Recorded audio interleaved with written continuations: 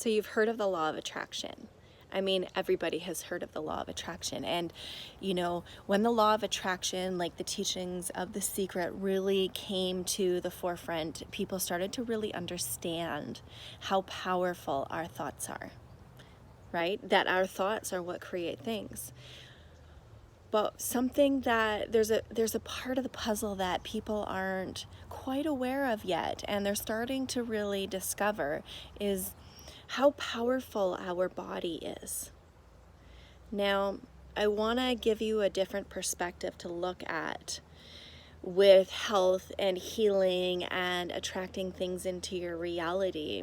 Now, we give credit to the mind and our thoughts for being very powerful, and that there's so much intelligence behind that body.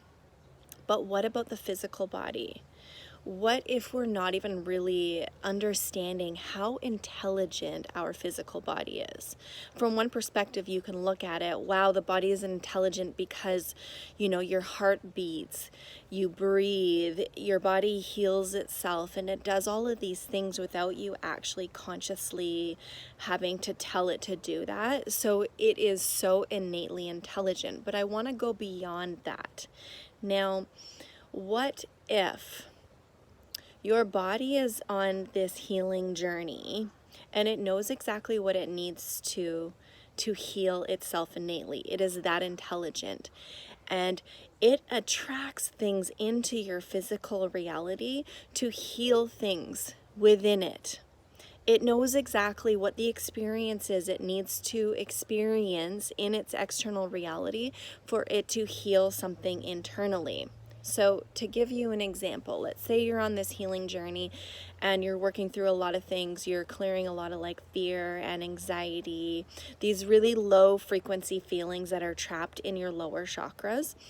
And you attract something into your reality that makes you literally sick to your stomach. It makes you nauseous. It invokes that like vomiting within your body.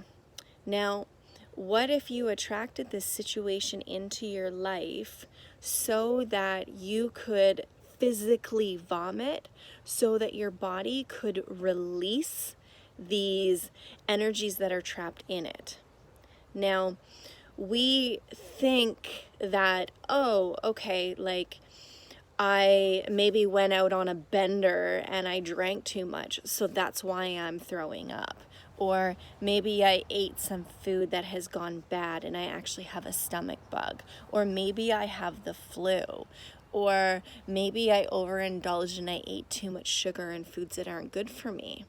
So if we were to shift that, now what if your body attracted those things into your reality and put it out there into your mind and said, okay, I want you to eat this thing, or I want you to drink all this alcohol, or I want you to pick up this bug, so that we can purge these energies out of our physical body? It's a bit of a mind fuck, isn't it?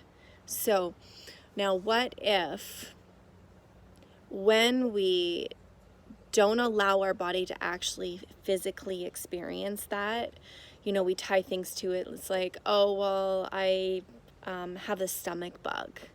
Like that's why. Well, your thoughts are very powerful, and your thoughts create things in your reality. They create things in your physical body. So if you now threw up, for instance, because your body's trying to purge some energies out of your body, and now you tell your body, I have the stomach bug, or I have a stomach flu, or I have food poisoning.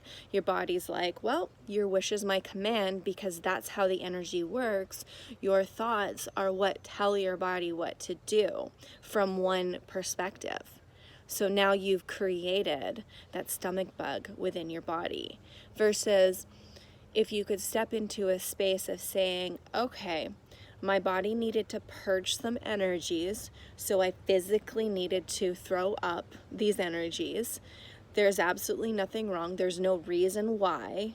There's no experience that made it happen. My body pulled this into my reality so that I could release these things. And when you can step into that space, now you're actually allowing your body to experience what it needs to heal itself. And with that, now we're not attaching a story, we're not attaching a reason, we're not attaching a why to the experience. And so now we're not prolonging it. Now we're not recreating it into something else that it didn't even need to be. Literally, you needed to throw up those energies and you're done, and then your body's moving on.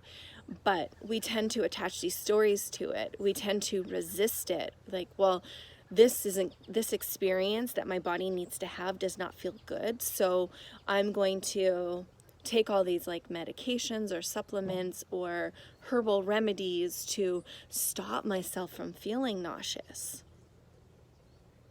I'm going to distract myself and do a bunch of all these other things instead of just being with my body as it's trying to experience this. So it's our thoughts on what we're experiencing which prolongs it or suppresses it, so that our body needs to pull something else into our physical reality for us to re-experience it.